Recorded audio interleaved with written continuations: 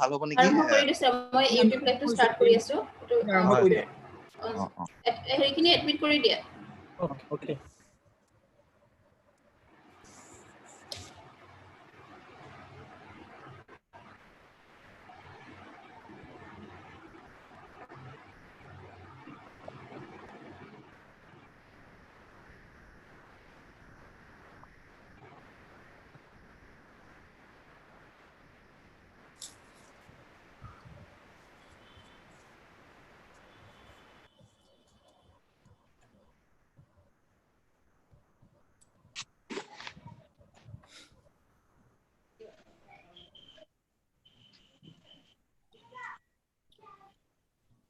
Anita. Okay. You can start now. Oh, okay. Start. Good morning, everyone. Welcome to the third technical session of day 2 of our international workshop on governance and development issues and challenges. In this technical session, Hiratya Kumar Nath sir is with us as a resource person, professor of the Department of Economics and International Business, Sam Houston State University, United States of America. Today, sir will deliver his speech on smart and effective governance. And before his presentation, I would like to share a few of his academic activities and achievements before you. Professor Nath was also visiting fellow of School of Economics and Finance, Queensland University of Technology, Australia. Sir has also served as visiting fellow in the Department of Humanities and Social Sciences, IIT Guwahati. Nath has received many awards till now for his academic and research excellence. Among them, I can mention only a few within this short period of time, like Cover Research Excellence Award in Economics in 2019, Best Receiver Awards by the Academy of International Business in 2012, Sam Houston State University Research Excellence Award in 2011, Distinguished Research Award by Allied Academies International Conference in 2003, etc. Sir has numbers of research publications in various international reputed journals. Today, we feel very honored and fortunate that such a personality and notable academician is with us. Now, I would like to request Professor Hiratya Kumar Nath sir to take over the platform and to start his presentation. Professor Nath sir. Yeah, thank you. Thanks. You can start now. So how much time do I have? You have first have till 11:30. At 11:30, we will have a short tea break for 10 minutes. After that, our session will continue till 12:40 or 12:45. Okay, so second part will be from discussion? 11:40 to, yes sir. Okay. Second part will be an interactive session. Yes sir. Okay. Okay, thank you so much. Thank you, Bandita, for giving me this opportunity to speak. It's an honor for me. And good morning, everyone. Hope you all are doing well. You are staying safe. This is a very difficult time for every one of us. I have been almost teaching from home for last 5 months, well, with a break for 2 months during the summer. Today's presentation, I'll be talking about smart and effective governance. Governance is not my area of specialization. So I am kind of a commoner when it comes to governance. I am a student of economics, but I look at governance from a probably slightly different perspective as a student of economics. So I would like to discuss with you today what I think about smart governance, particularly smart governance. Then I'll also talk about the effectiveness of smart governance. However, for this presentation, I have read the literature a little bit. This concept of smart governance is, of course, relatively new.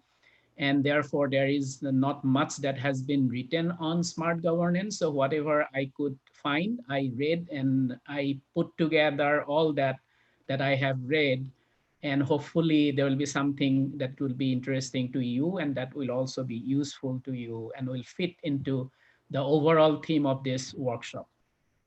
So let's get started. Again, I look at governance from an economist perspective. Therefore, I'll discuss what are the good things or what are the things that are appealing to me when we talk about good governance, or kind of taking it a little to this topic of smart governance. So smart governance is a process of utilizing information and communication technology and other technologies to create a collaborative, communication-based, transparent, and sustainable environment for the citizens and government. Now, when we talk about information and communication technology, actually it's not one technology. There are several technologies which are together called information and communication technology.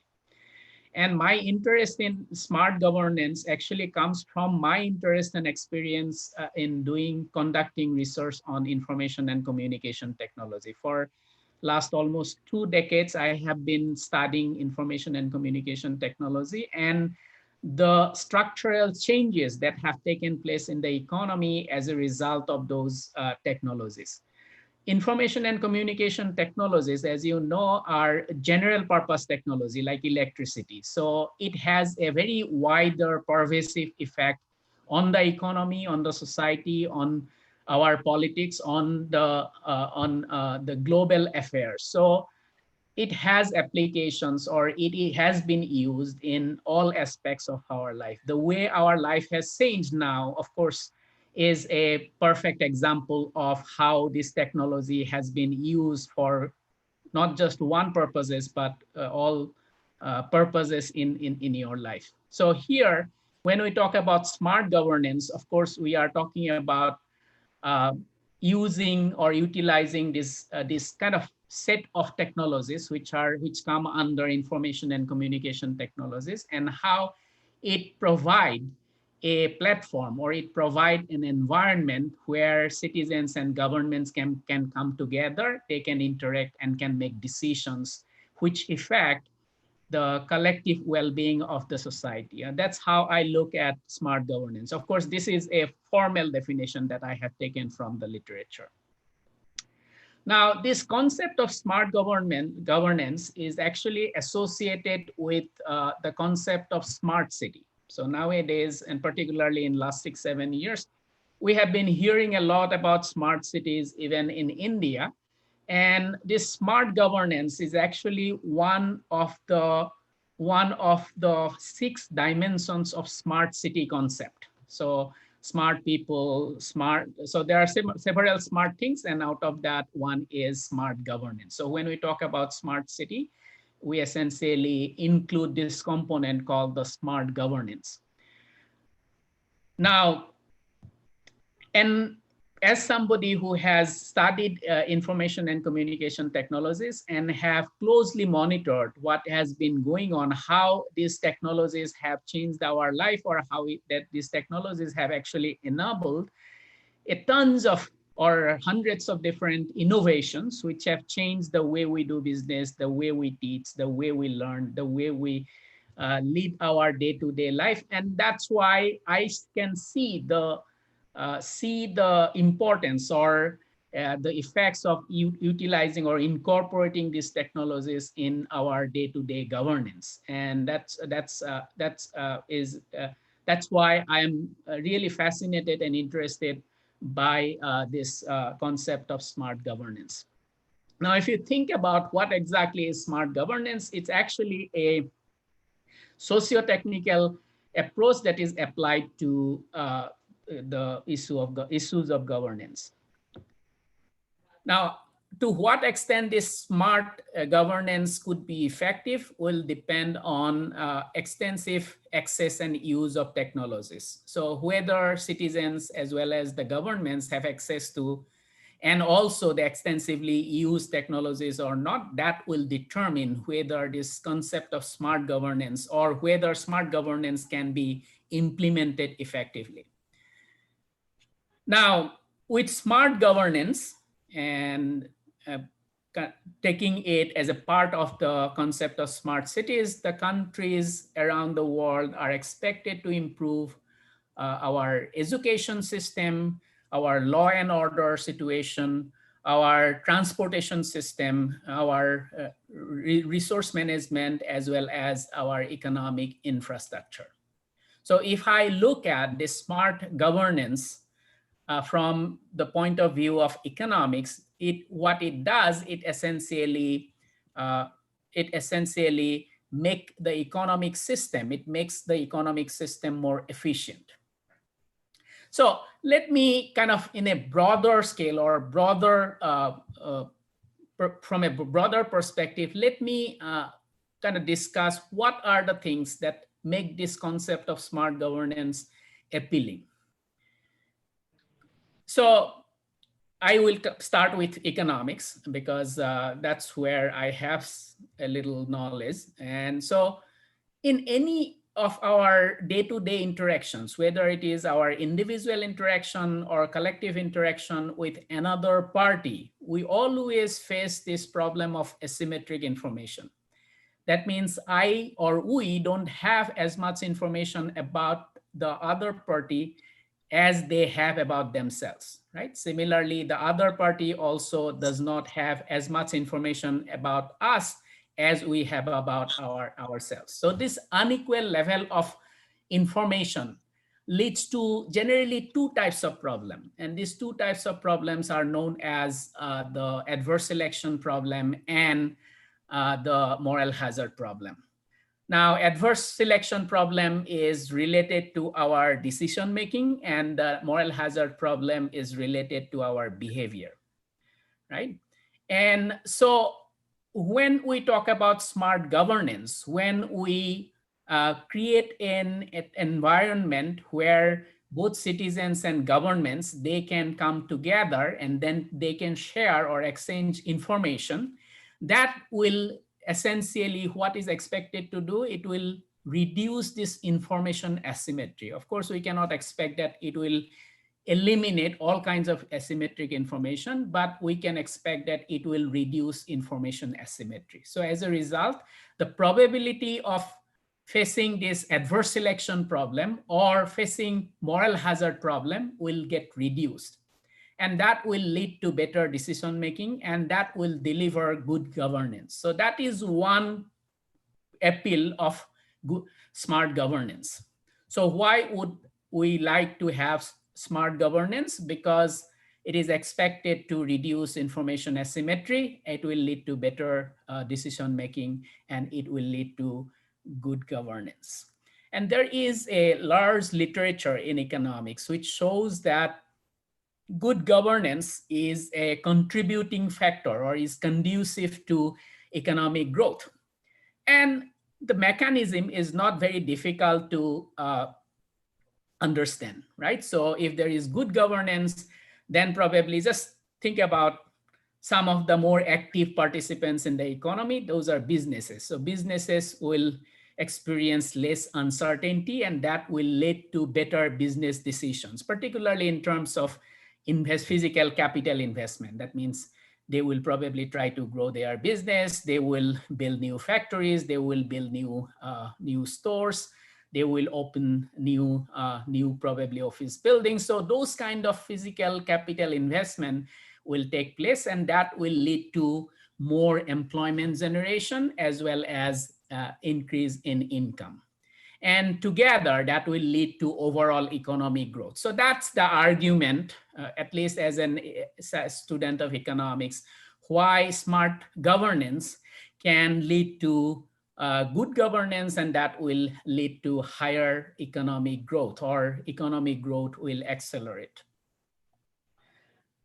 The other appeal is, so if you think about the local, various different places within a country, sometimes every place has their unique problems.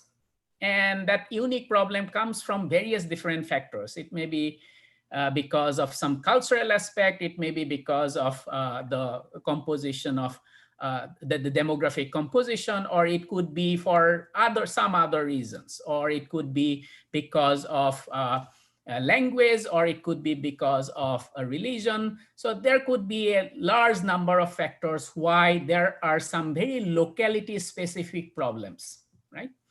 And when it comes to locality specific problems, then by having a smart governance system, right, there where there will be more participation on the part of the citizens, and as well as there will be government participation, that will probably lead to better information exchange, which will lead to a very customized solutions to these locality specific problems. That means a solution will not be imposed on that particular city or town or district from outside. Rather, through the participation of the citizens, through the participants of all the stakeholders in the district or in the city, they will have a better solutions to the local problems. And while doing that, while deciding or while figuring out a solution, these decision makers, which will include citizens as well as the government officials, they will have access to a huge database that will have data from all over the world if they want, right? And that will allow them to take a look at the best practices that are prevalent in different parts of the world. And that may be helpful in finding a solution to these local specific or locality specific problems. And that's why there is an appeal of this government smart governance. The other aspect, which is very important when we talk about smart governance, is that obviously integration of information and communication technology will hopefully lead to greater citizen participations, right? So the citizens from the district or from the city, they will participate in a larger number. And that will also lead to a couple of things. One is transparency, more legitimacy, promotion of democratic values, and also efficiency in the delivery of the public services. And the fact that citizens are now actively engaged in decision-making process, that will also empower people. Okay, so I am talking about all these things in more theoretical, from a very theoretical point of view, but then of course our experiences in different parts of the world have been mixed or different. I will talk a little bit about those experiences a little later. The other good thing about smart governance is when the citizens and the government officials or administration come together to make cultural conscious and informed decisions, it also helps a sustainable future. So that is another positive thing about the smart governance. And then it has been seen in different parts of the world, and it is also theoretic and potentially one other aspect which is very important is that because of the greater information exchange between the public and private parties, there is more opportunities for effective public-private partnership, right, to achieve various societal projects or to achieve various societal goals. Now, when we talk about smart governance, this smart governance is based on 4 different models. And these models are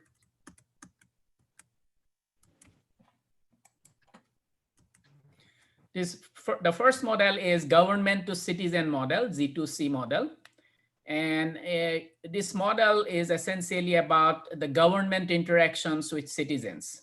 And when they do that, they use various different media like newspaper, radio, television, or the internet. And in this model, the citizens can, of course, voice their opinions on government policies or government schemes using the government provided platforms. So this is one model of smart governance. Then the other model, again, these models can be used together, or these maybe the models can be used in combinations.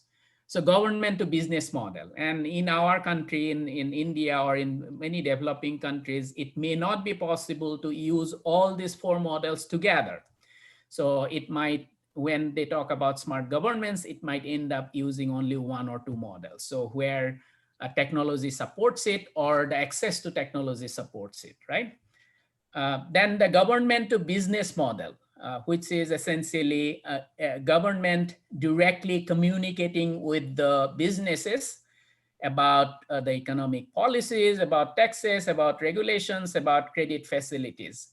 Also, government tries to promote online business practices, by which I mean the businesses can obtain and use the data in real time, and that improves their business decision-making process. And at the same time, whatever they do, their business activities goes back into this database where the administration or the government can use the updated data, and that makes the whole system more efficient. The third model is the government to government model. And it essentially creates an information and communication technology supported integrated ecosystem. And that is for communication between government and government organizations, agencies, departments, for a paperless, corruption-free, and sustainable system. So in this case, it is a model where you use information and communication technology and other technologies for interactions or for communications between the administration and different departments or government agencies, or so in such a way that it becomes more efficient. So we all are aware of, or we are all are familiar with the kind of corruption that takes place when we operate in our current system or in the system that we are essentially used to. But by using technology, we can cut a lot of corruption that takes place in our governance or in our governance process. The fourth model is the government to employee model. And here government essentially communicates with employees and companies with a goal of making the internal operation of the government efficient. So a lot of internal operation of the administration and the government, they are not very efficient under current system. So when you use technology, that makes it more efficient. That means it saves time, it saves cost, monetary cost, and it makes the overall system more efficient, right?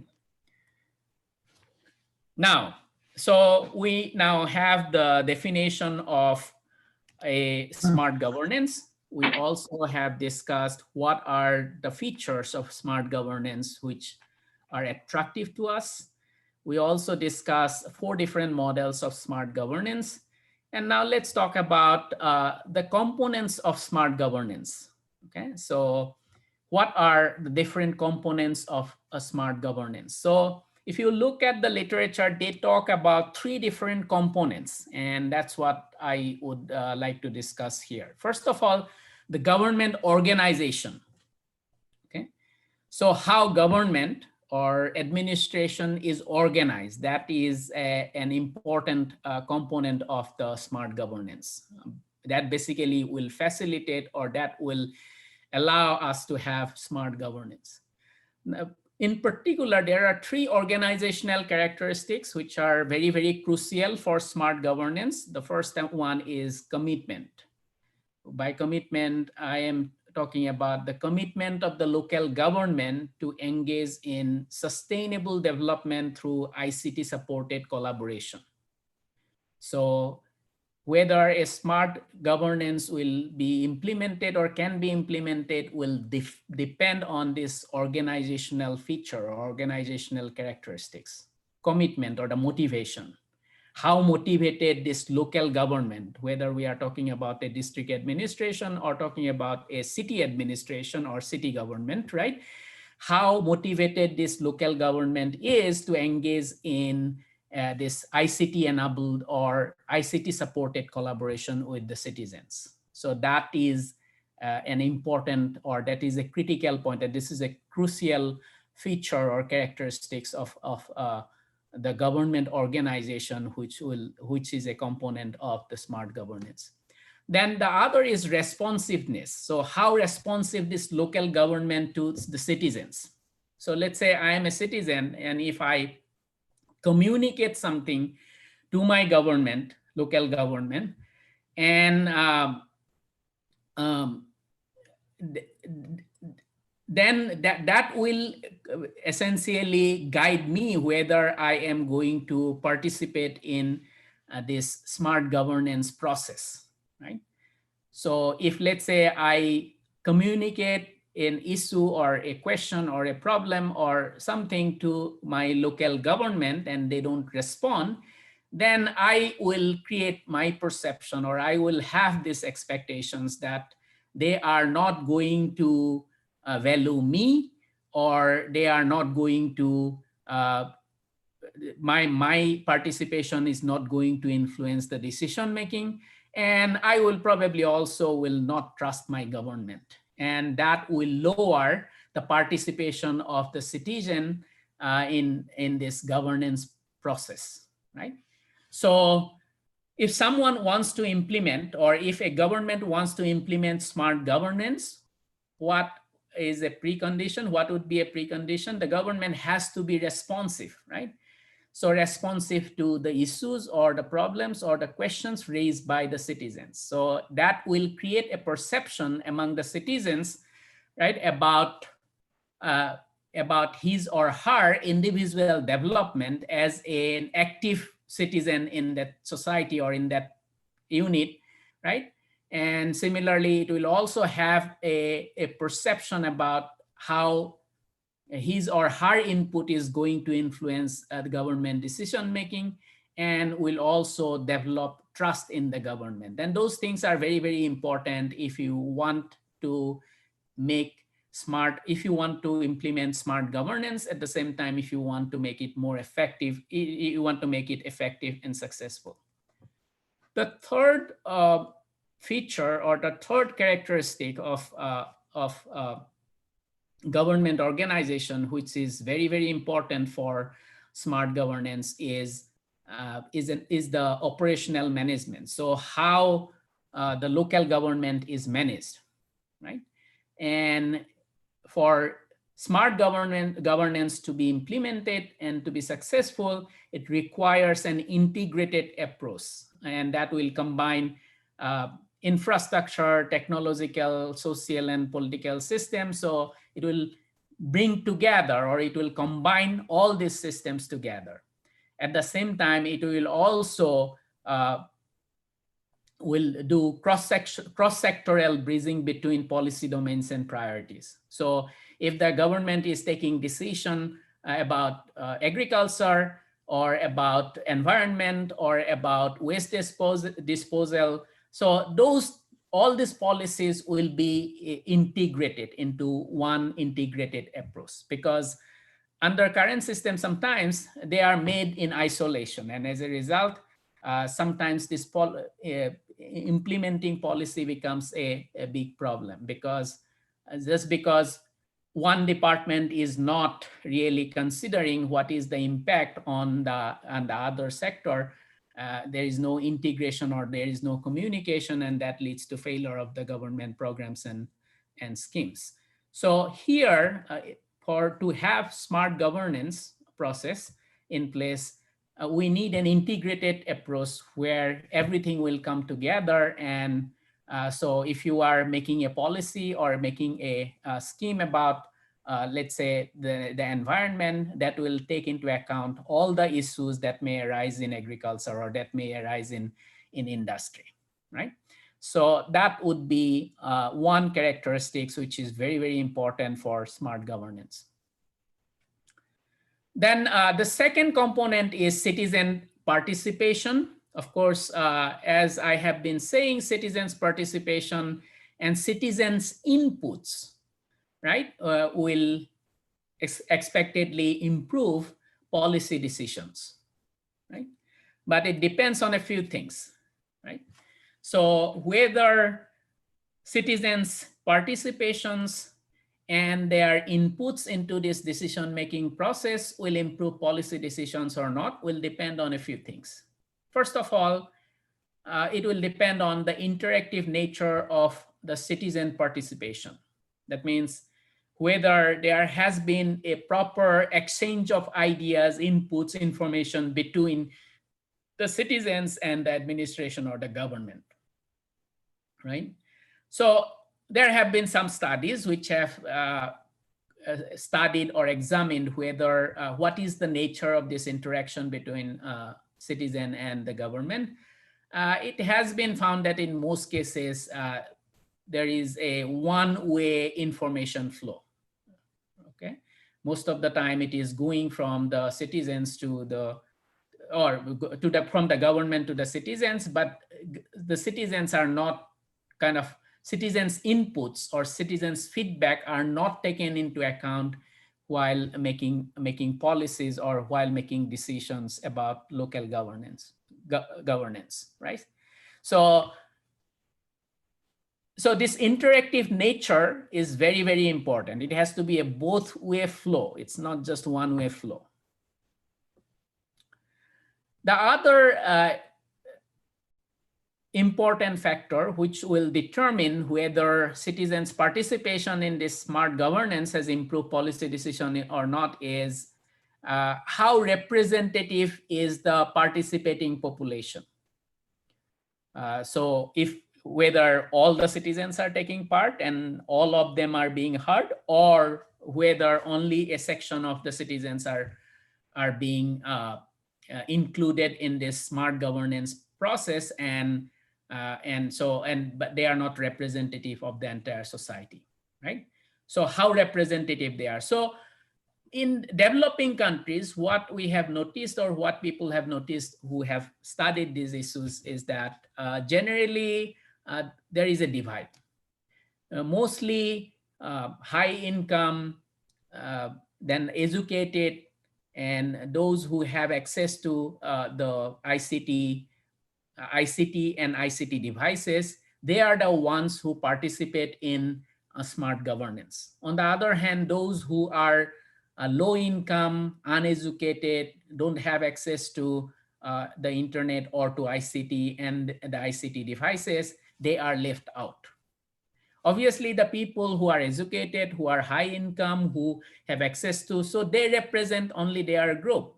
As a result, these other people who are low income, uneducated, they are left out from this governance process, right?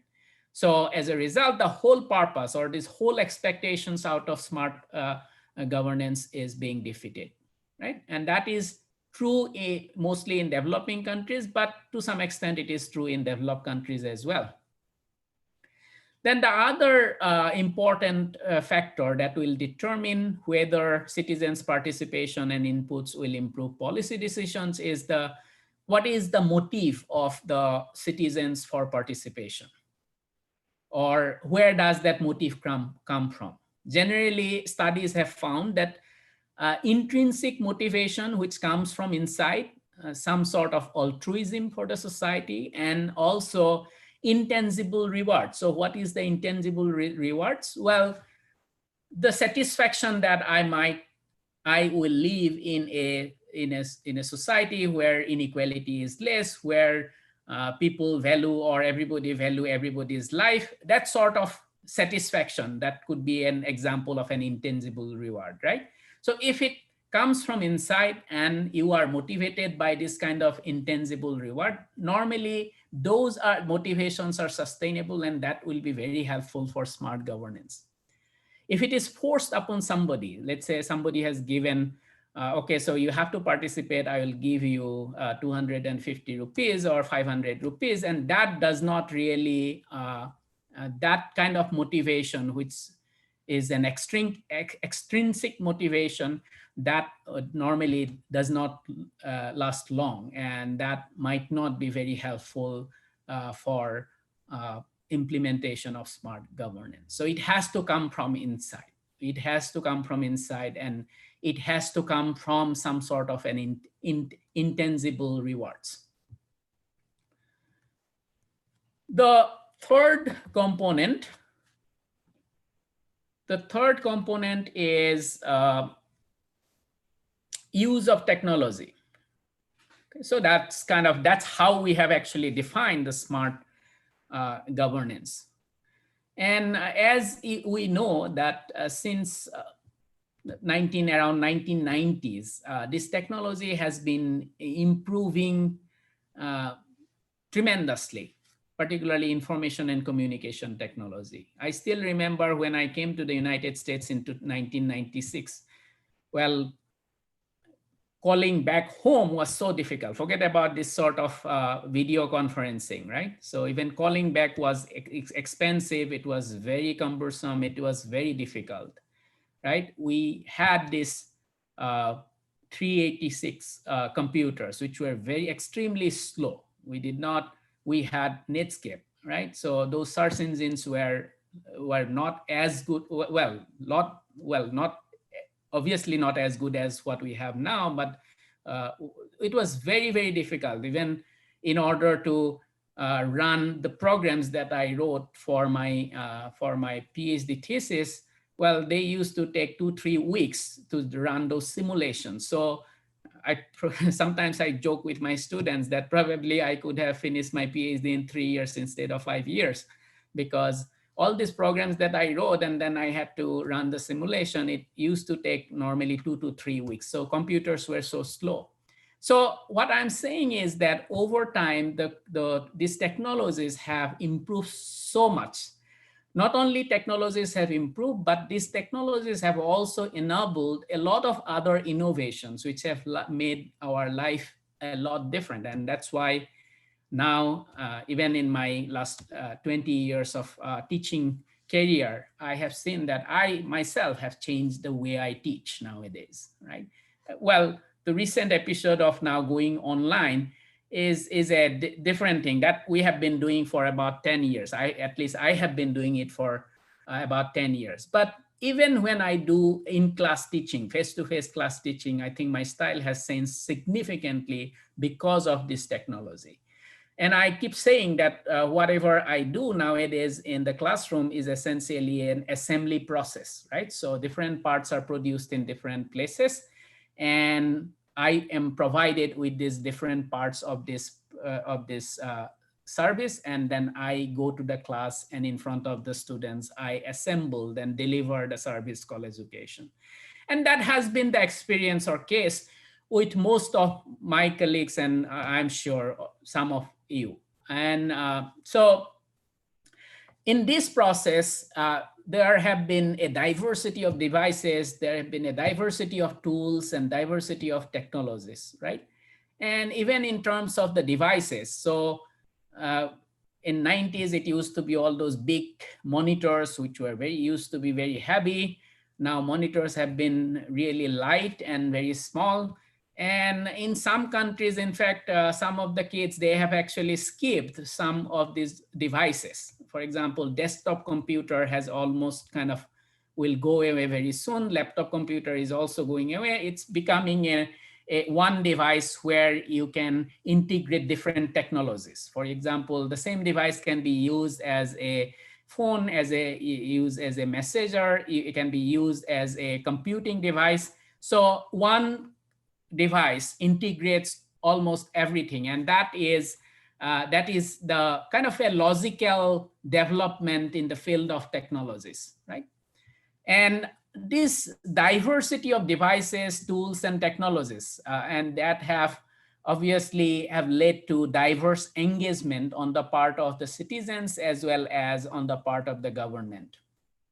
Okay, for example, and this is in an in a way evolution.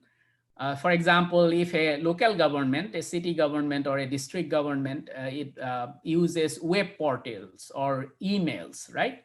In that case, the communication, the nature of communication will be more like a one-way communication, right? So let's say that I'm talking about the district of Dorong, my own district. Let's say it has a website. It has a website. I know that, and so it puts up some information on that website, and that website obviously will be a one-way communication from the government to the citizens. So by putting all the information about Dorong district in the website, it basically is communicating information to the citizens. Okay, so that is in a way one-way communication. Then there are other ways: discussion forums, electronic town hall meetings, which has been very common in the US nowadays, wikis, blogs. Obviously, now we are using Zoom, and that is a video conferencing platform. In last 5 months, there have been a proliferation of all these video conferencing platforms in terms of their capability and also in terms of the stuff they do.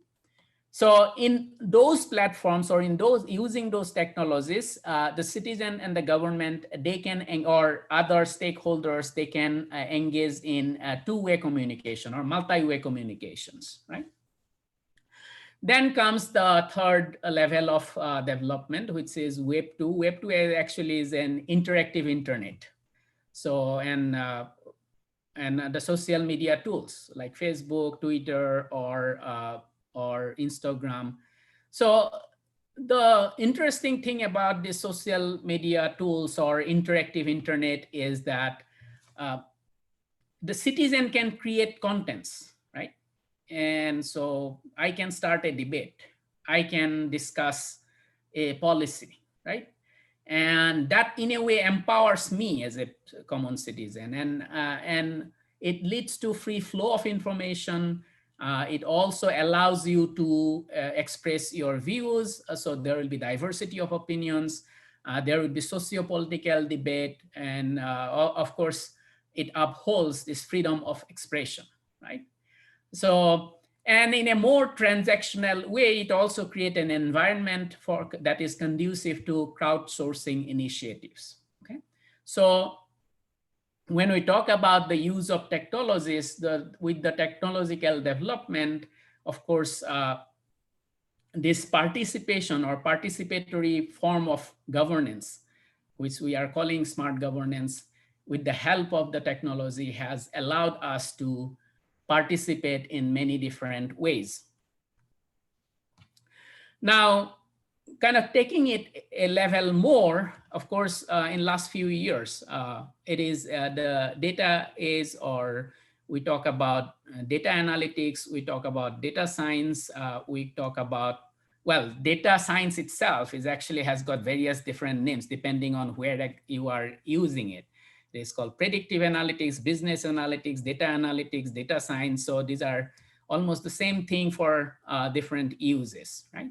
And these data platforms and the software tools that we use to analyze the data. So for example, even in my school, my university, we teach various software tools for Stata or R. Nowadays, they use R, Python. So the students basically learn those tools in order to analyze the data. And these platforms or these tools have allowed the citizens to retrieve, store, model, analyze, and visualize the data. And that is what does that do? Obviously, that helps in good decision making. Again, it goes back to my earlier discussion on asymmetric information. It reduces information asymmetry and it leads to better decision making. Okay. And then there are other software which are available, which are used for governance, particularly. For example, Public Participatory Geographic Information System, PPGIS, right?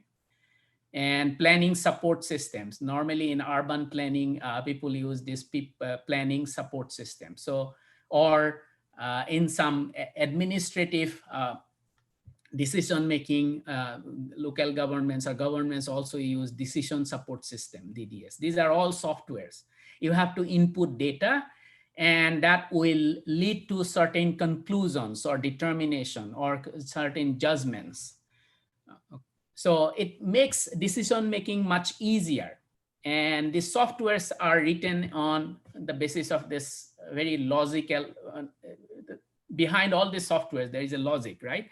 And that's why it leads to a logical conclusion. Of course, our social life, our individual life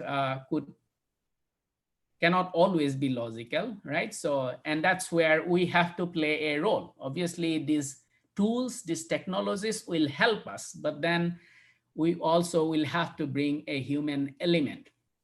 Of course, in last couple of years, artificial intelligence has made a big progress, and there are certain areas where artificial intelligence is coming in a big way, including my own profession, teaching. I think in a couple of years, teaching will be gone. I mean, some part of my job will be gone, and probably artificial intelligence will do some part of my job. Similarly, even for doctor's job, right? And now people are saying that for simple general diagnosis, in fact, machine will be able to do a better job than a doctor, because a machine can process millions of billions of data in a split of a second. Well, if you think about the doctor's profession, right? So generally, how come a doctor become a good doctor? Basically, when a doctor examine you, of course, he has or she has the knowledge of how our body works, or what kind of medicine will work, what kind of, or all those different symptoms of an ailment. But at the same time, when he or she tries to diagnose your illness, goes through a database in his or her head that, okay, so this kind of symptoms I saw with that other person, so he had malaria or he had the typhoid, so maybe it is. So in a way, based on all the information or experience, the doctor has to make a diagnosis, and then on the basis of that has to do the prescription. But now think about a machine that uses artificial intelligence. Essentially, when it basically goes through all the, or examines a patient, it will go through all the database it has access to, probably in the country or entire world, in a split of a second, and it will come up with the exact diagnosis of the ailment, right? So going forward, these artificial intelligence, this data analytics, this data science, those will, if they are used even in public administration or in governance, or problems that are faced by the governance process, then I am sure there will be better decision making, right? And again, these are again at a theoretical level, right? So there obviously will be some practical problems, and they have not been, these processes have not been studied very well, because they're still understudied because they are relatively new. Now, what are the limitations in use of this technology? Of course, in some developed countries, these technologies have been used optimally while it comes to local governance or governance in general. But in developing countries, the problems have been a lack of technological infrastructure, and in most cases, the people's public officials as well as citizens, they don't have the ICT knowledge. Or in other words, you can say they are digitally illiterate. And as a result, they cannot optimally use the information and communication technology in order to effectively use in the decision-making process on on the local governance. Uh, Now, let's talk about some other factors. So this smart governance, so far what I have said or I have discussed with you or I have shared with you, those are essentially about the whole concept of smart governance, the enabling factors. But then there are other factors which are not exactly uh, these are contextual factors which also affect or influence smart governance. So I will talk about a few contextual factors that influence smart governance. The first one is policy domain. Okay? Now, when we say policy domain, of course, when it comes to governance, there are a lot of different areas or issues on which government has to make policies.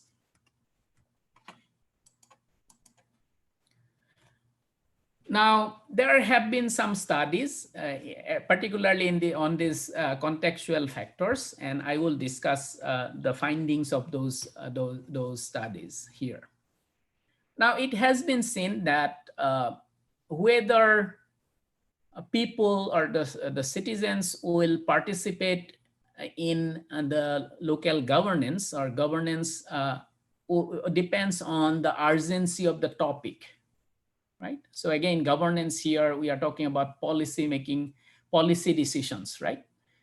While the government makes policy decisions about a certain issue or certain topic, how urgent that topic is. Generally, it has been seen that wherever in the world there have been experiments with the smart governance, if the topic is very, very urgent, like climate change, or pollution, those kind of topic, those are in some cities, some urban areas, these are major problems. And that's where it has been found by different case studies that there is a greater governmental and citizen commitment towards smart governance. Okay? So urgency of topic, importance of the topic determines whether, and also maybe relatively new type of issues or topics, right? For example, 30 years back, probably not very many people talked about climate change, or they did not talk about pollution that much, maybe even 20 years back. Not to the extent that people now talk about climate change or pollution. Now, the other finding from the literature is that if the topic or issue over which a policy decision is made is complex, right? In that case, citizens as well as the government officials, they don't want to engage in ICT supported governance. Okay? So if the issue is very complex, issue is very difficult, then they normally, and that is the finding from different studies, that there is a less eagerness or less commitment on the part of the government as well as citizens to participate in the ICT supported governance process or system. The other contextual factor is trust. So how much trust citizens have on the government.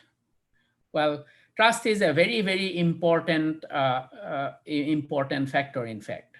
So if you look at what is happening in last 4 or 5 months with the COVID-19 pandemic, in fact, trust, that is the people's trust on the government, has played a major role. In fact, according to one of the very well-known thinkers of our time, Francis Fukuyama. So he wrote an article on the COVID-19 responses, and there he has identified trust, that is citizens' trust on the government, as one of the major factors in the effectiveness of the COVID-19 responses. And that is, I believe that that is true even in general, right? So how much trust the citizens have on the government will determine the success and failure of the governance process. And when I say government process, that is the decision making or implementation of various things like law and order, education, health, and public health, and all that we face or we see in our day-to-day life, right? Now, here there is some interesting finding from the studies that I have seen. One is when a group of citizens has high trust in their government, there is a higher participation of those citizens in a smart governance. So some studies have shown that if the citizens they have high trust on their government, they will also participate in a smart governance process. At the same time, some studies have also shown that when the citizens have low trust on the government, then also they participate in this smart governance process. That means they will participate in the decision-making process through this ICT supported system or ICT supported arrangement. So on one hand, we found that if the citizens have high trust on government, they will participate more. At the same time, if they distrust the government, they have no trust or very low trust, then also they will participate uh, in the well, in case of low trust, of course, if people know that use of technology, through use of technology, they can have a better monitor of what the government officials do or the administration does. So you can have, you will expect that they will participate more. Now, if the citizens have high trust, why they will participate in the smart governance is a little kind of tricky. It is very difficult, and I'm not sure about how they have control for other factors, and that's why I will not make a blanket comment on that. But that has been the findings from different studies. And the other thing that these studies have shown that trust in the procedural fairness, that the process or procedures are fair. So if the people believe in that, that is very, very important if the government wants to continue with this smart governance process. So for the smart governance to be sustainable, it is very important that the citizens they have trust in the procedural fairness. They think or they believe that the procedures that are in place is fair. I am almost at the end of the first hour. So should I stop or should I continue? Bandita? Okay, yes, sir. I think I, we should take I, I it. just, I have just done 1 hour. So should I stop or should I Uh, continue? I think, sir, we should have a short break for 10 Okay. minutes. Okay. So I will Then then stop for after 10 that, minutes. we can continue. Sure. Thank you.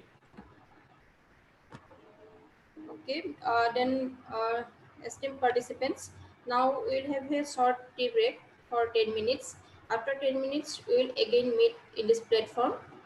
Please don't leave this platform. We'll again meet here. Thank you.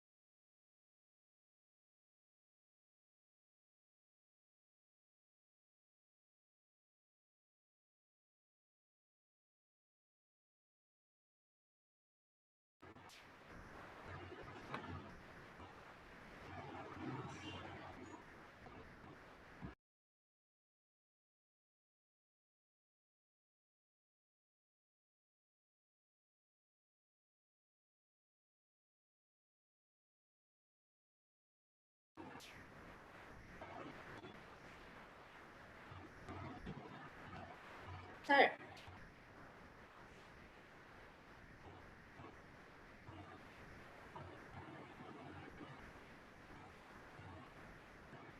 Mute হৈ আছে sir. কোৱা। আপোনাৰ আৰু এইখিনিত কিমান সময় লাগিব? এইখিনি মোৰ চাগে আধা ঘণ্টাৰ ভিতৰত হৈ যাব। এতিয়া হৈ যাবগৈ আমাৰ 12:40 45 মিনিট শেষ হৈ যাব। বন্দিতা ইণ্টাৰেকশ্যনখিনি থাকিব। বন্দিতা কোৱা। চাৰে আধা ঘণ্টা যদি সময় লাগে, হয়। তেতিয়া আমি next half an hour interaction কৰি দিলে টাইমত হৈ যাব নহয়? ইণ্টাৰেকশ্যন কৰিব লাগিব সেইখিনি। বেছি নাই আৰু মোৰ কেইখনমান শ্লাইড আছে, মাত্ৰ 5-6খনমান আছে। হৈ যাব ছাৰ, একো নাই, প্ৰব্লেম নাই। মই মানে বহুত মইতো এঘণ্টাৰ কাৰণে এনে প্ৰিপেয়াৰ কৰিছিলো, তাৰপিছত তোমালোকৰ ফৰ্মেটটো দেখি পেলাই মই বোলো অকণমান হেৰি কৰি দিওঁ। ছাৰ, আমাৰ যিখিনি কুৱেশ্যন কিছুমান আছে আপুনি এটা চাই গৈছে, আমি চাই নোট ডাউন কৰি যাম এইখিনি, নহয়? হ'ব। Okay sir. বন্দিতা, মই এনেই চেট বক্সটো চাইছো এবাৰ, কিন্তু তাতে হয়। এটা দুটা মানহে প্ৰশ্ন আছে। Okay sir. বন্দিতা আপুনি বেছি চাই নাই, গৈছে বাৰু। বেছি কুৱেশ্যন অহা নাই এতিয়ালৈকে বাৰু। প্ৰশ্নটো কোনোবাই মানে সুধি দিলে মোক ভাল হ'ব, তেতিয়া মই উত্তৰটো দিব। মানে ইণ্টাৰেকশ্যনৰ টাইমখিনিত আমি আনমিউট কৰি দিম গোটেইখিনিকে, পাৰ্টিচিপেণ্টখিনিক। ঠিক আছে। তেওঁলোকে নিজে ৰিচিভ কৰিলে ক'ব পাৰিব।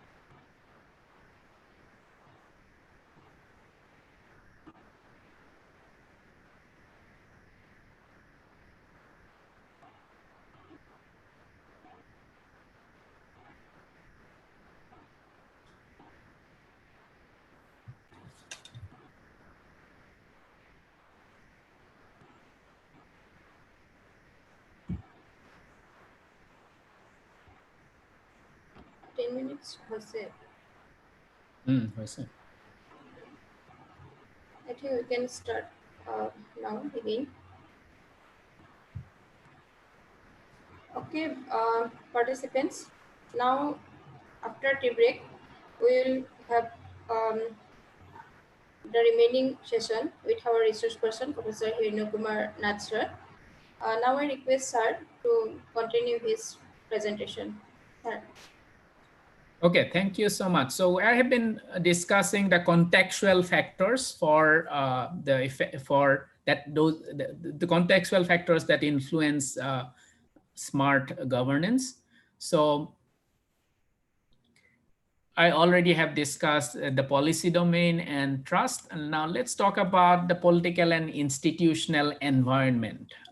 Again, that kind of provides the context for a smart governance.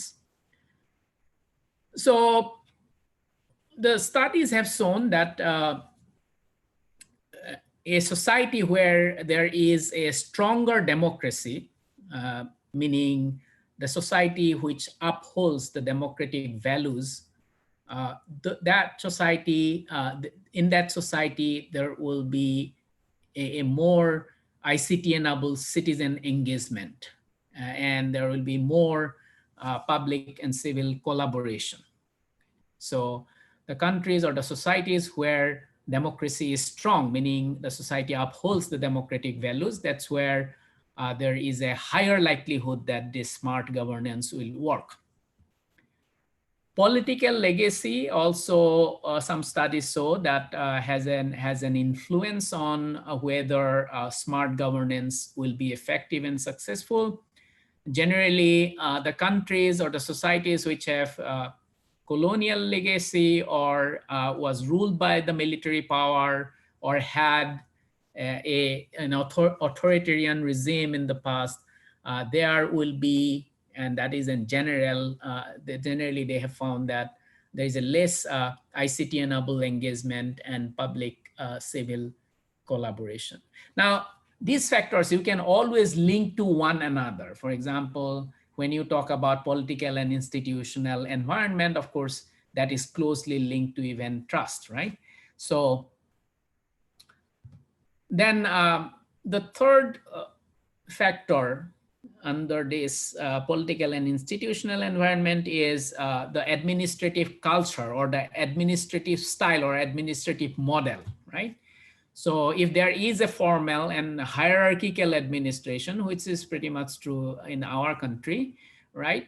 Or there is a nationally centralized public administration, in that case, it is unlikely that people will be engaged in this ICT-enabled smart governance process, or there will be more public civil collaboration, right?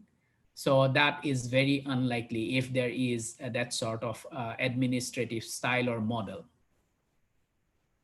Generally, because the smart governance has been tried in many countries, European countries, even in Asia, in many places it has been tried. And so generally, if a society has an innovative and very progressive political and business milieu, in those societies, there will be more top-down as well as bottom-up on innovations, and will also lead to more citizen participation in the governance process. That means those societies which are more open, right? So more progressive, and they are also have an attitude of solving problems, because sometimes again visiting many different places, different countries, this is one thing that personally I have observed, is that in many countries, generally whenever we face a problem, people don't think in terms of solving the problem. But in other countries, people, whenever there is a problem, they think in terms of solving a problem. So those countries where, or those societies where people generally think in terms of solving a problem, and that's where it is more likely that smart governance will be implemented successfully or will be successful. Internet access and use, and that is has to do with this enabling technology that kind of allows us to do all this information and communication stuff. Generally, the countries or the societies where there is widespread internet penetration and technological proficiency, that means people are used to technology or they know how to use the technology, they normally are likely to have ICT-enabled participation and collaboration between citizen and government. That means those are the countries or those are the societies where smart governance will succeed. If you look at the developing countries, even in developed countries, there is a huge digital divide. That means some section of the population, they don't have access to the digital technologies. And obviously in developing countries like India, that digital divide is very, very big. And in developed countries like even the United States, there is a digital divide. There are some sections of the society which do not have access or which do not have regular access to this digital technologies. And as a result, that is a challenge when it comes to smart governance, because smart governance essentially will require people to have access to the digital technologies. A similar situation has arisen even during this COVID pandemic, right? So what has been the challenge for us, the educators? Well, it is the access to the technology. If many of our students do not have access to the technology, it is less of a problem here in the United States, but more of a problem in India. And in addition to the access, also we have the problem of digital literacy, and that obviously prevents us from having the benefits of utilizing these technologies. So that is true even when it comes to smart governance. Then there are some socio-spatial characteristics. For example, those places or those cities or those districts or those counties where people are more vulnerable to disasters or natural forces, they are likely to engage in ICT-enabled smart governance, right? And so that also is a contextual factor which might help, which might influence the smart governance. And those societies where there is a lot more social cohesion, they are together, they do things collectively, and that's where the studies have found that there is a high level of citizen engagement in smart governance arrangements. So those are some of the findings from different empirical studies that have been done on smart governance across different countries in the world. So we now have discussed these contextual factors. Now let's talk a little bit about the effectiveness of smart governance. So what are the evidence of effectiveness of smart governance? So what I discussed in the beginning, those are mostly theoretical stuff, like theoretically what we would expect from, or how we think that smart governance will affect our lives. But here I am going to present some of the evidence that has been presented by different studies that have been done across different countries. Of course, when people talk about smart governance, what is the desired outcome? So what do you expect, or what people expect to see? Well, since smart governance goes with smart city, so essentially we expect that through smart governance, we will have sustainable urban development, and that will integrate social, economic, and environmental values. So all these different aspects of our society will be integrated, right?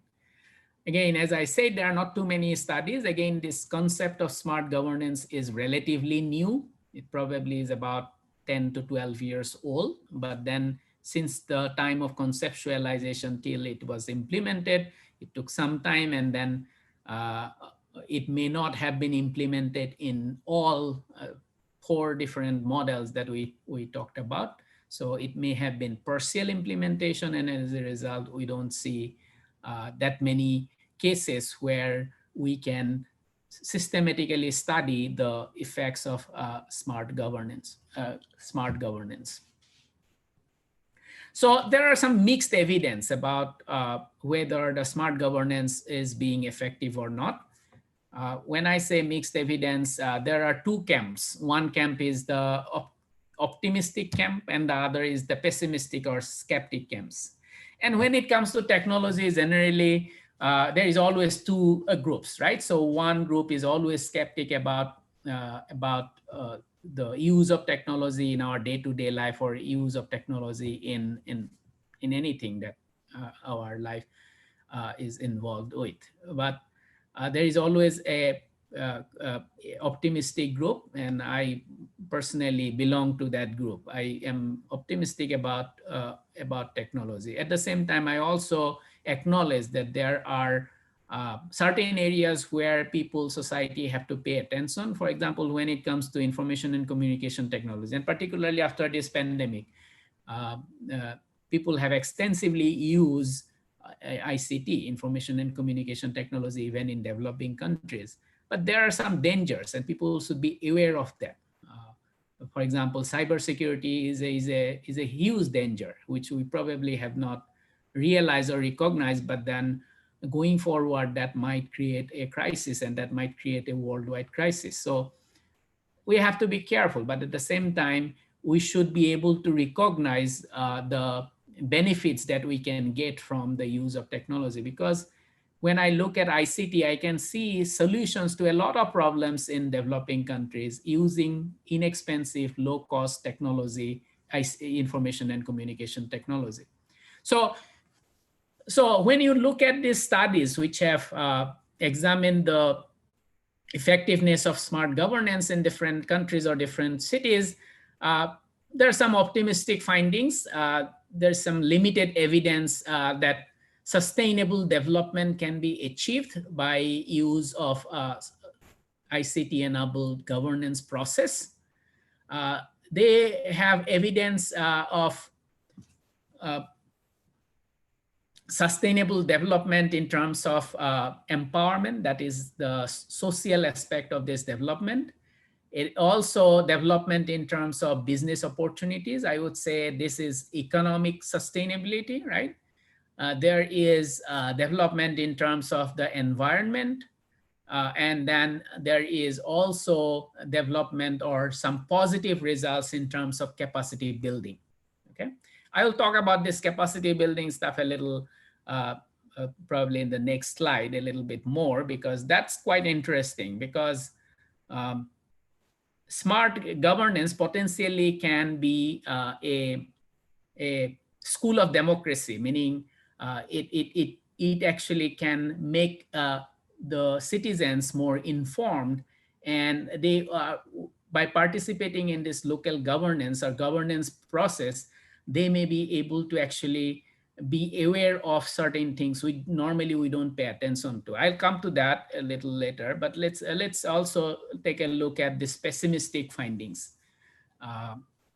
Some studies in some places, and most of these studies are more like case studies. So they take one city or two cities and then they try to figure out what has happened or whether the smart governance has become successful or not, or has been effective or not. So these pessimistic findings, these studies, they have shown that there is no evidence of sustainable outcomes. In fact, they demonstrate that there is some negative things that are happening as a result of this smart governance. And that has to do with some of those contextual factors that we have discussed. For example, some studies have shown that as a result of the smart governance, there is a new form of divide in the society, social divide, or new form of social inequality. And again, it is not difficult to kind of see where that new divide or the new inequality comes from, right? Because as I said, particularly in developing countries, there is a huge digital divide. Even in developed countries, there is a digital divide, right? So some people have access to the technology and some people don't have access to the technology. And as a result, some people are participating in this decision-making process and some people are not participating in the decision-making process. And unfortunately, the people who are participating, they are probably representing their own interest, and they are not really taking into account the part or the section of the society who are not represented in that smart governance process. And that has created a social divide, and that is a negative effect of smart governance. Again, I will not expect you to say that, okay, this is the final findings or this is the ultimate findings, because these are case study based kind of findings, and so you have to take them with a grain of salt. Then so also the studies that exist, they look at the civic engagement. That means this participation of citizens in the governance process and that has been evaluated not for its contribution to the sustainable development, but for just for itself, right? So they are not really focusing on the kind of studies they have conducted, the researchers have conducted. They have not really looked at the process through which this engagement or this participation has affected sustainable development.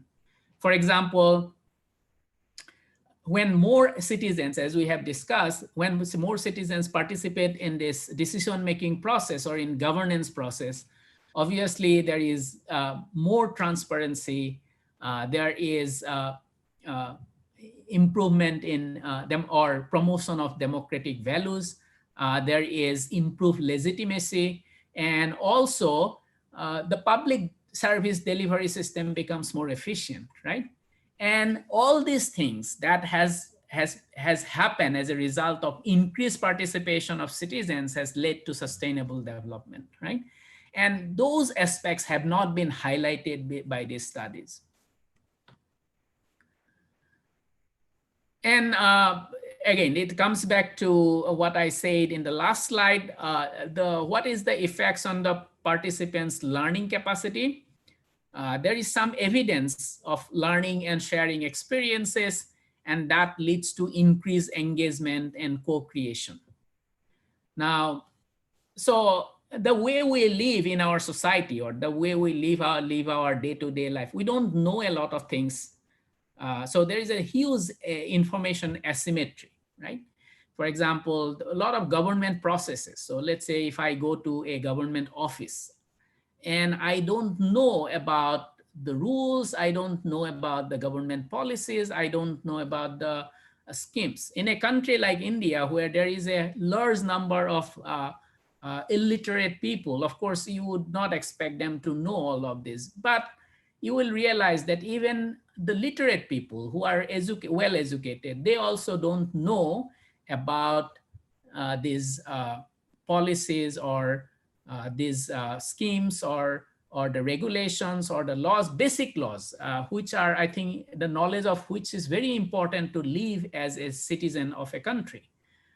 And that's why, and this asymmetric information also leads to a lot of corruption. Why do I have to bribe somebody, an employee in the deputy commissioner's office? Because I don't know something which he knows, and that's why he will, and that is one of the reasons. I'm not saying that that is the only reason, right?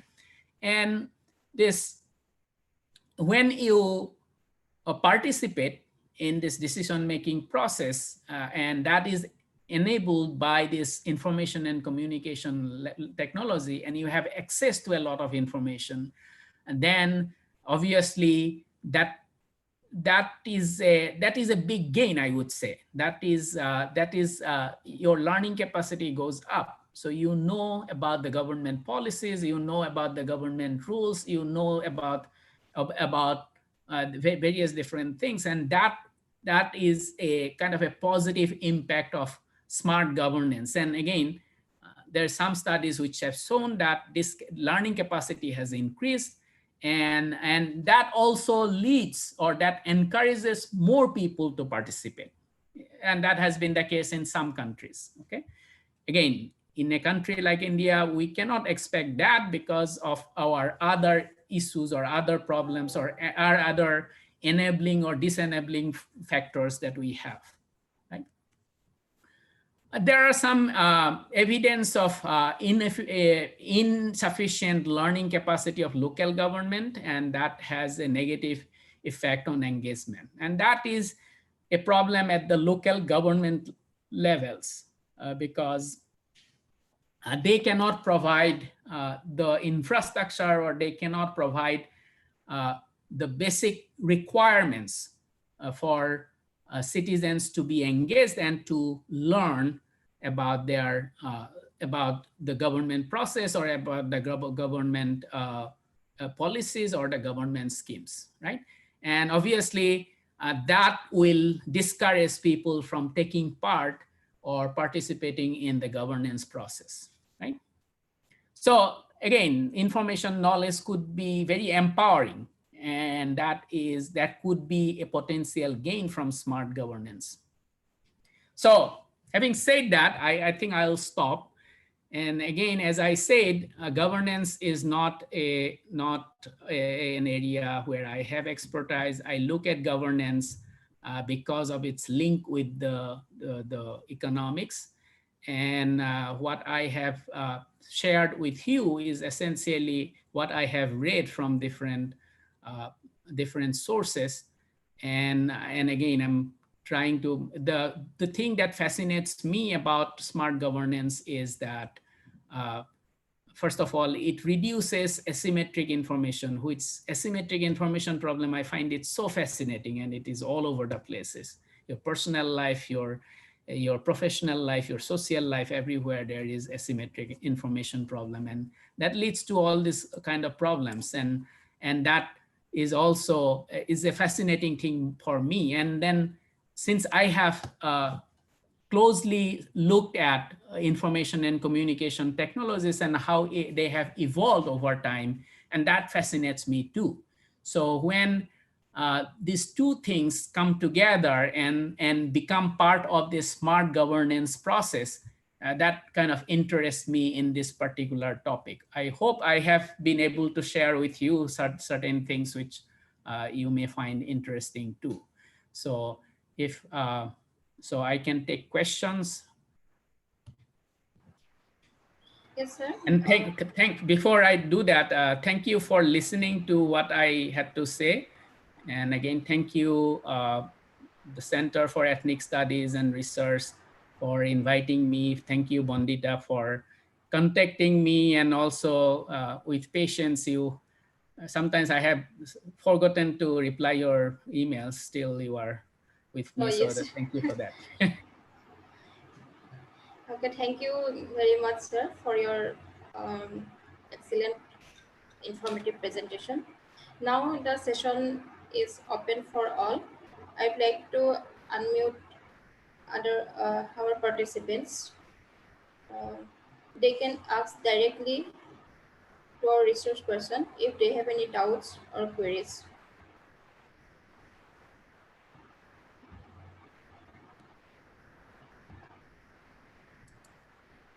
Our participants, you can interact with our resource person.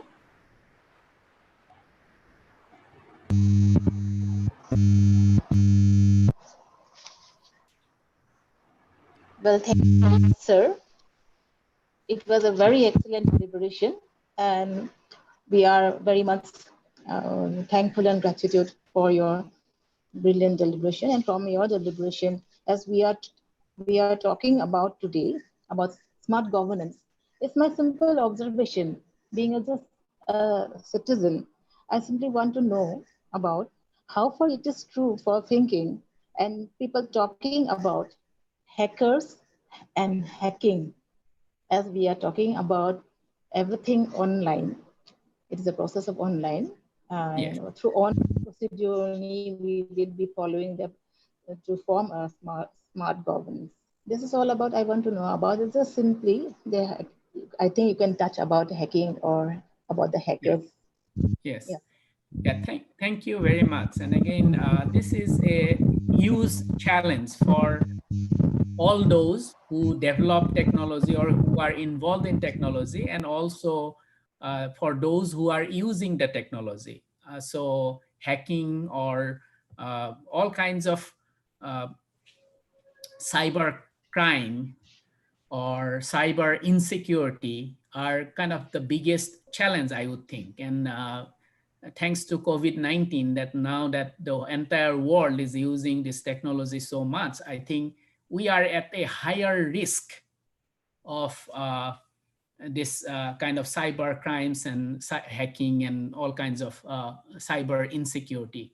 And therefore, I sincerely believe that we need two things. One is the technology to protect us. That means um, the technology that can prevent this kind of cyber insecurity. And secondly, we also need an institutional framework, because if you think about what kind of law we have to protect us, the citizens, from cyber security issues or cyber insecurities, or this kind of hacking, or there are a lot of things can happen. For example, nowadays we do online transaction. We use our debit card, we use our credit card, we use different apps.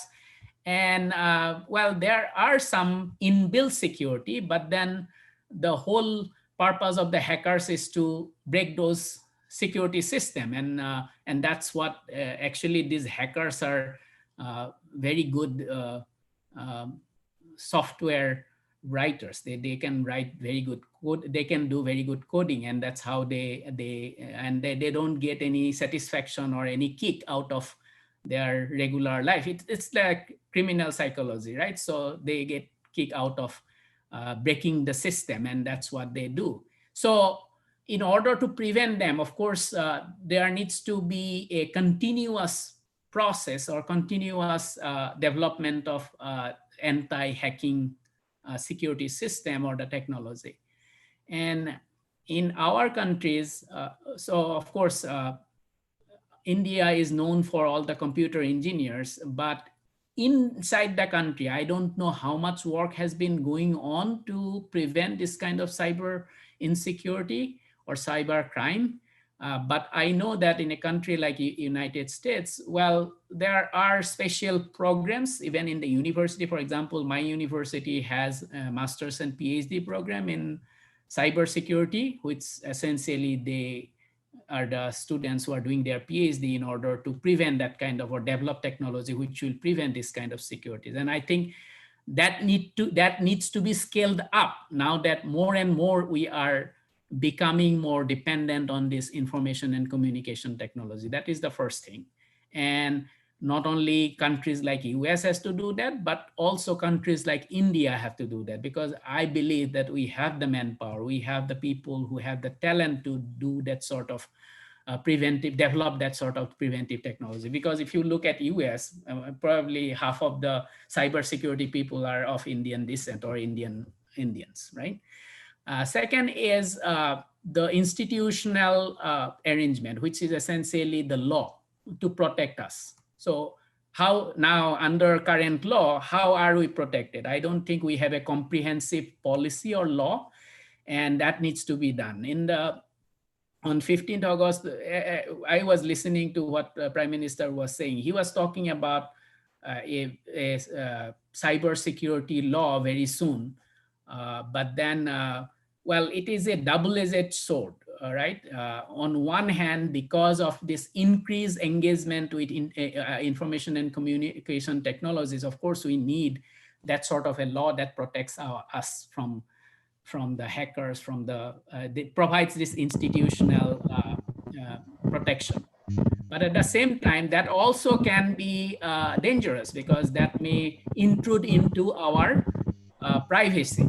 So I don't know what will be in the security law, cybersecurity law, but then there should be good discussion at the government level, people who understand the cybersecurity and also understand the privacy issues, because in the name of providing cybersecurity, if the government also uses your private, some of the private information that you don't want to share or that you don't want it to be in public or monitored by someone, which are some of the basic issues that are discussed and debated in countries like US. But in India, since these things are new and some people are completely unaware of all the issues, and therefore, our privacy is not, we are not very particular about our privacy issues in India. So, but then at the societal level, I think there needs to be those kind of debates about the institutional arrangement, and at the same time universities or research laboratories, they should, or even the companies, they should engage in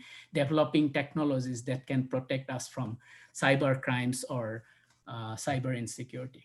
Thank you. It's a very good question. I think I saw one in the chat box also, the same question. Yes, sir. There are other questions also in the chat box. I would like to read out the question on behalf of the participants. Sure. The first question was, is the voting machine is a part of smart governance? If yes, what about the trust on the same?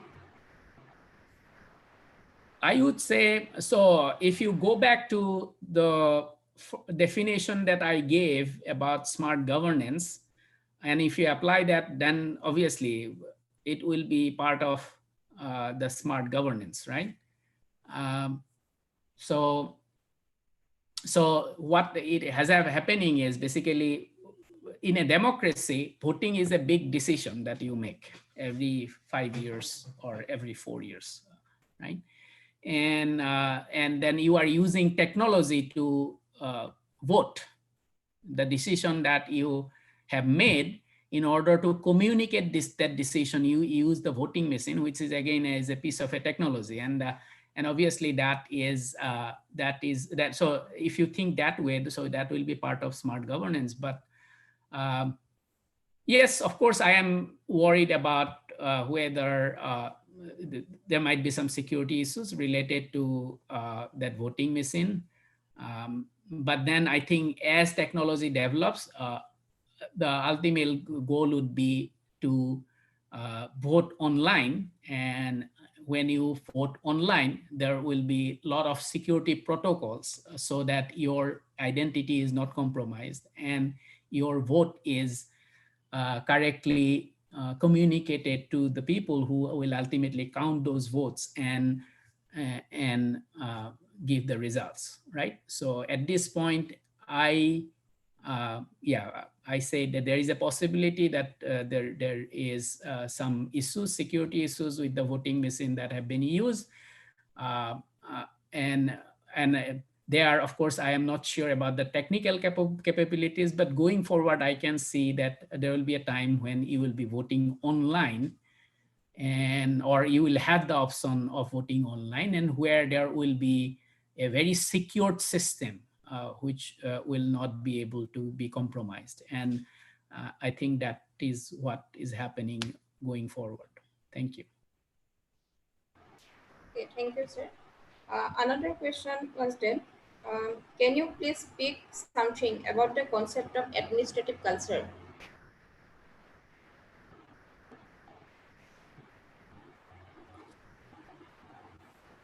Can you repeat the question again? He asks you to speak few words about administrative culture. Yeah, when it comes to administrative culture, the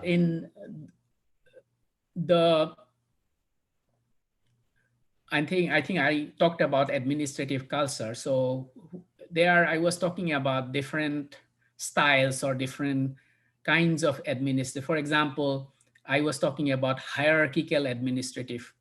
So our administration in India, it's a hierarchical system. So for example, if you look at a district, there will be deputy commissioner, and then there will be, then it goes down below, right?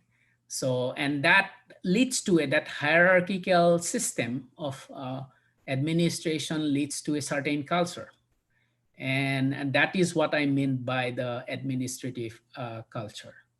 So one point that I used to make, that if there is a very formal and hierarchical administration or administrative culture, it will be difficult, or it will be unlikely to implement smart governance. Because when you have a smart governance system in the true sense, or in the best possible form, there everybody is almost like equal, right? So where I mean, a voter or a citizen will have, in terms of his capability or in putting inputs, will be almost be considered same as other officials in the administration, in the government.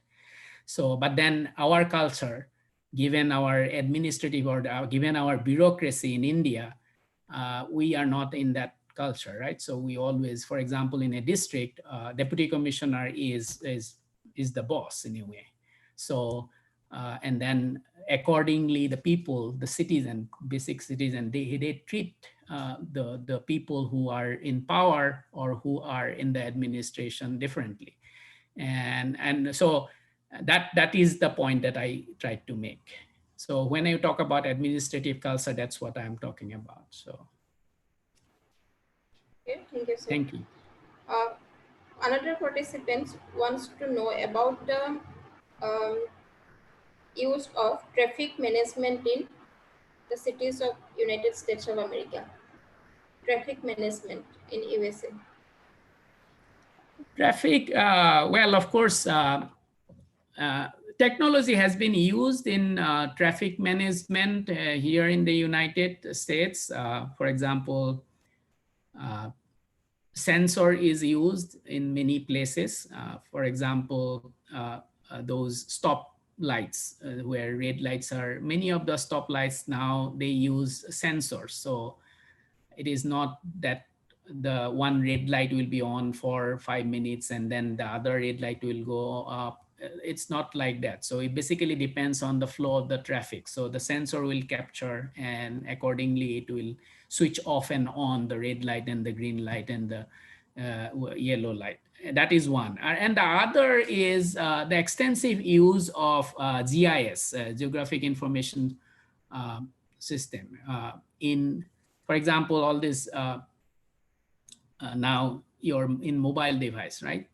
So you can, once you use those maps, it basically tells you, or it gives you different routes, and depending on where there is more traffic or less traffic, those kind of information you get in real times. Accordingly, you can save a lot in terms of where you go or how you go to one place to another. So and then the other, for example, traffic violation, or so all the laws that people are or citizens are supposed to comply with, even in enforcement of those laws, people use technology here in the United States. For example, if you cross a red light, or if you turn right or turn left in a place where you are not supposed to, those things are generally monitored through technology, and as a result, uh, so I think the government has, or particularly the local governments, they gain a lot of efficiency.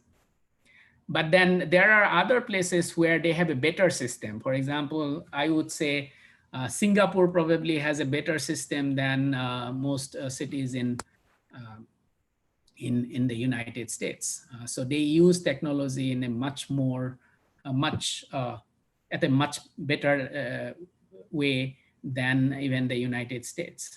For example, if you go to some place, if you want to park a car in a parking lot, so you are guided by technology, and which sometimes nowadays in the United States, some places they have implemented those, but not a very it's not pervasive. So United States still uses some very, I would not say primitive, but then probably not the latest technology in those kind of problems, or handling those kind of issues.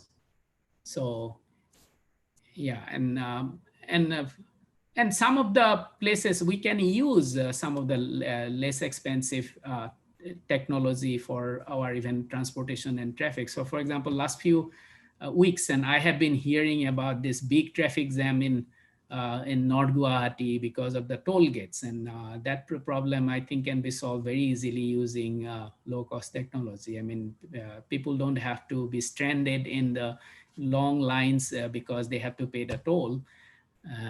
I think it can be automated. There are a lot of very easily available low cost technologies which can be used to for paying tolls, and so that the traffic can run smoothly. Thank you.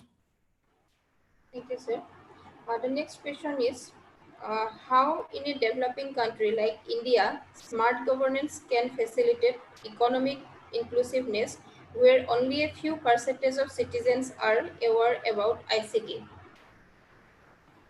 Yeah, that is a very challenging problem. So it is very interesting that India actually had that vision of e-governance, smart governance quite early, I would say, because even now we have a very robust, I would say, infrastructure. For example, if you go to every district headquarter has got this NIC center, which are supposed to update the information in actually in real times, but most NIC centers, which are generally located in the Deputy Commissioner's office, they are not, they don't update those information. You still will find data which are very old. And then they used to have those community computer centers, normally in a school which is near the highways. And through those, well, government at some point planned or had that vision of having a very inclusive governance, but then it has not been implemented. One is, of course, at some point there is a lack of political will, or even the, like, I think governmental will sometimes, because sometimes if you even monitor or observe our different districts, sometimes some deputy commissioner comes and all of a sudden there are a lot of activities in terms of the the information flows or in terms of using those technologies. But then during the tenure of others, there will be less activity. So it again depends on, I think, the who is in charge. And the next part is, of course, we still have about 30% of the population who are illiterate. Forget about digital illiteracy. They are kind of generally illiterate. So they are unaware of all these technologies. So how you can use those technologies for the benefit of everyone, or even they, if somebody cannot write or read, they can also participate. And those are the kind of research areas where I think people should work, our students should work. And I know that big companies like Microsoft, now Microsoft Research has a center in Bangalore, where they do some of those kind of, for example, what kind of technology you can use for those who cannot read or who cannot write, right? For example, they have developed this voice recognition technology, which, I mean, if you say something, so the machine will kind of say it back, right? So there have been some technological development even for those people who you would think that will not be able to use technology. But then, and then even in under our government programs, government has done some of those programs. For example, I know that when I was teaching at IIT Guwahati, there was a project. It was done by professors from linguistics and professor from computer science, and then developed a very nice app where basically they can integrate these agricultural markets across different states of India and different parts, different states of Northeast and different parts of Assam. And why there was a linguistic professor? Because they wanted to use this voice recognition technology. And if you look at, for example, Assam, of course, we have different languages, we have different dialects, and then even the Assamese language we speak in different ways. And so kind of taking all these things, all these variations, they actually developed a technology. But then since it was a government funded project, it was never implemented. And when I asked the professors, they said that, well, we have submitted the report and we don't know what happened. And that is the kind of problems that we have. And as a result of which, although we may have the technology, but it has not been implemented or used, and nobody has taken the initiative. And a lot of government funded well-intentioned projects are shelved because of this lack of interest or lack of political will, or sometimes it also happens that one party is in power and they did something really great things, and then the next party came and they don't want to take a look at, although that was a good project, they don't want to take a look at. And that I can give examples even from my, and probably Deputy Commissioner Bora knows about those, some of the issues even in Mongoldoy. Yeah, I know that the previous government, there were some good projects actually, I would think. But then because there was a change in government at the center as well as in the state, those projects were not pursued. And those are the problems, those are the issues because of which, I mean, even with our limited resources, what we could have done, we did not do. Because, for example, now, think about this crisis. We all, college teachers, school teachers, are now struggling to teach our students using different platforms, right? But then India has actually developed its own platforms, SIAM, right? So it has been in use or has not been in use. But that technical capability has not been scaled up and has not been, nobody has kind of thought it through how, let's say in a situation like now, how it will be used in different parts of the country or different states. And those are some of the issues that I think some people come up with this vision, but then they don't see it through until it is implemented at the grassroots level. And I am sure that even with our limited ability resources, we can do a lot more than what we have done so far. Thank you. Thank you, sir. Next question is, how much possible the smart governance in rural India? Uh,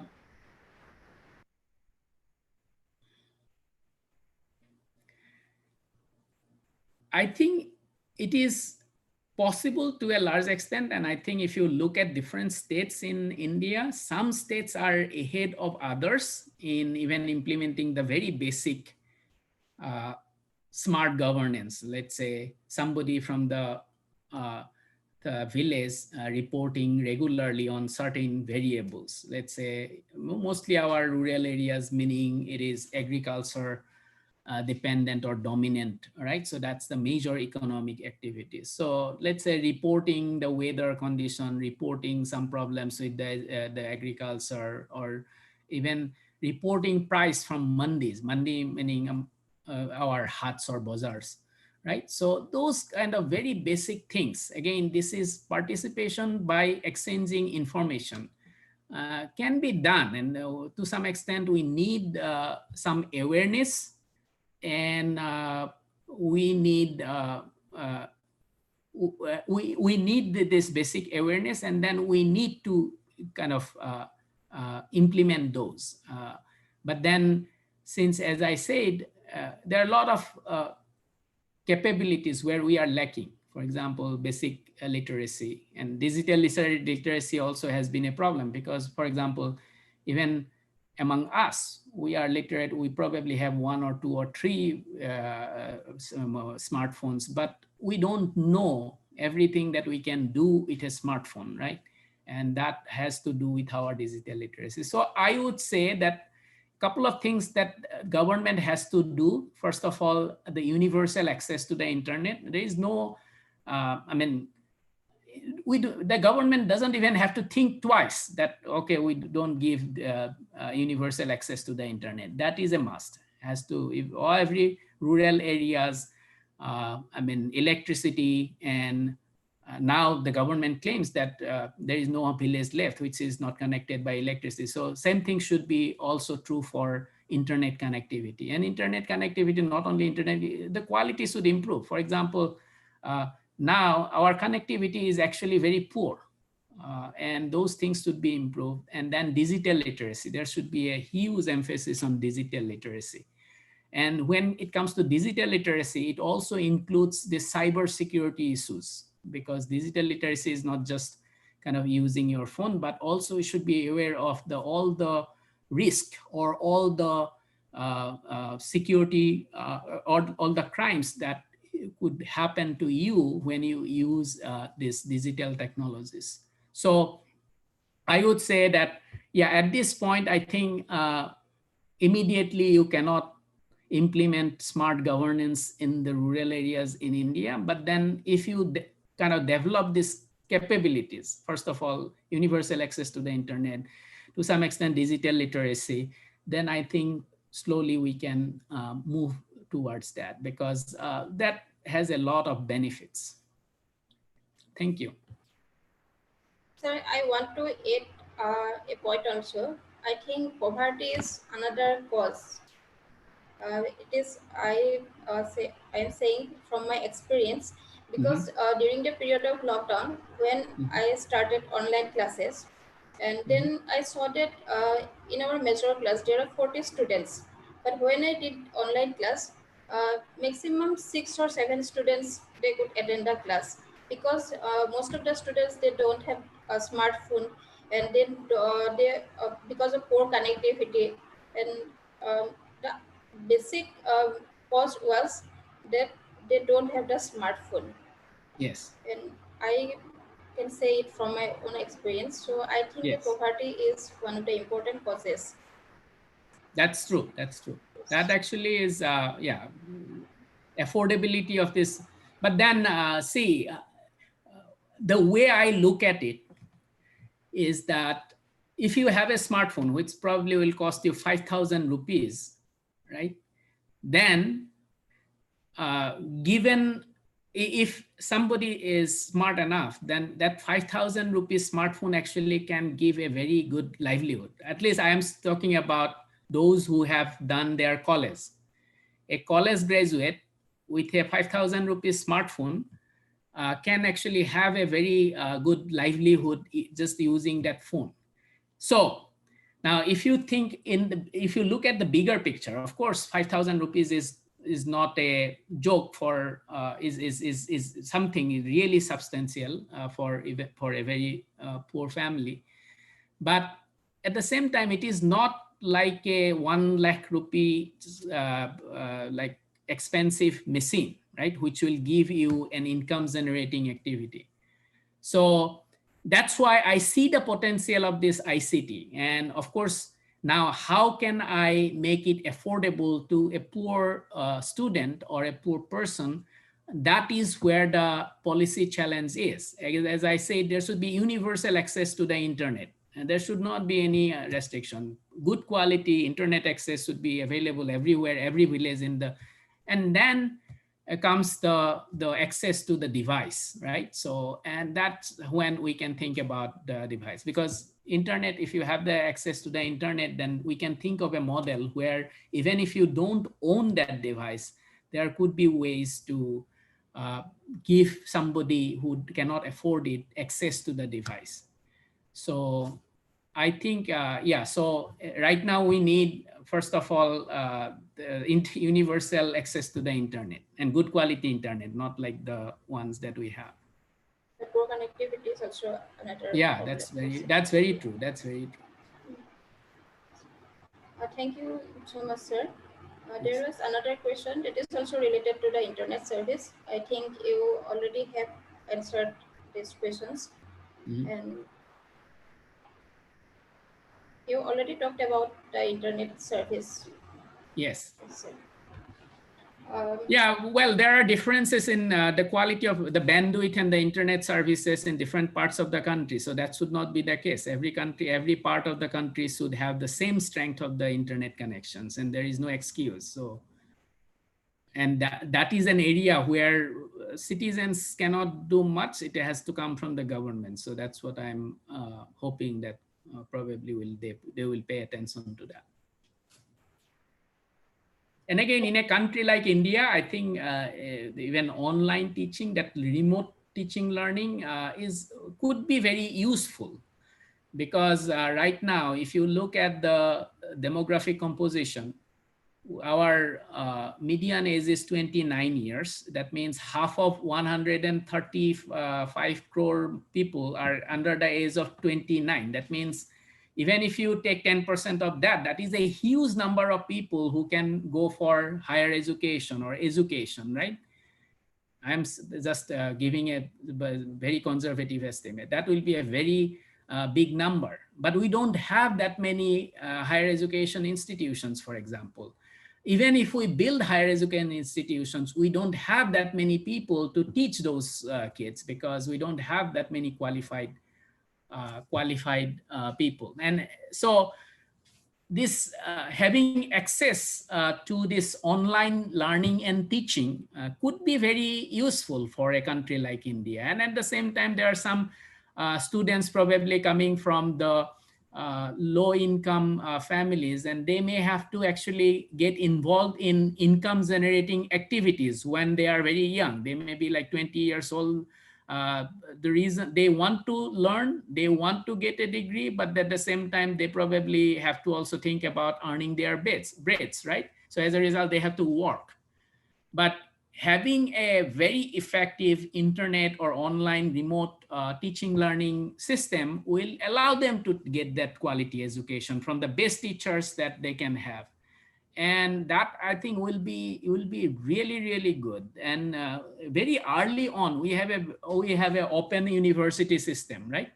The first open university in India, in the world, actually was back in, I think, 1965 or something.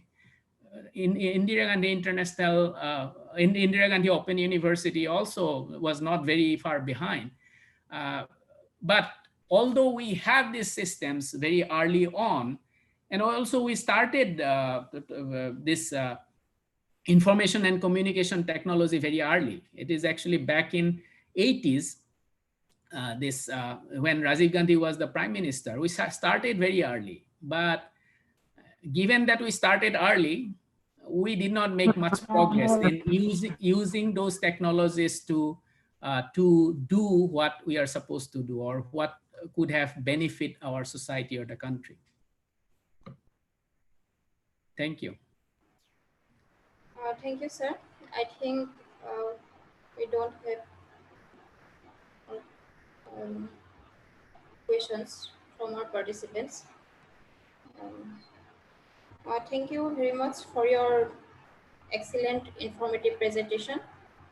Thank you. Sir, you have uh, explained very well about what is meant by smart governance and how good governance can lead towards economic growth of a country, and different components and models of smart governance, and also extensively discussed about contextual factors of smart and effective governance. I think our participants are immensely benefited by this session and enjoyed a lot. And we are really blessed to hear this from you. I am very grateful to you. Actually, I don't have uh, words to express my gratitude to you. Really feel blessed, and I can also see that from our chat box that participants also enjoyed this session. And I, on behalf of Center for Ethnic Studies and Research and from entire organizing committee, once again convey our thanks and sincere gratitude to you, sir. Thank you. Thank you so much. And it was my pleasure. And thank you for all the good questions. I wish I had more time, but it is already 2 a.m. here, so I have to go to bed. Yeah, So yes, thank sir. you so much. Thank you for Thank you, everything. sir. And I am sorry for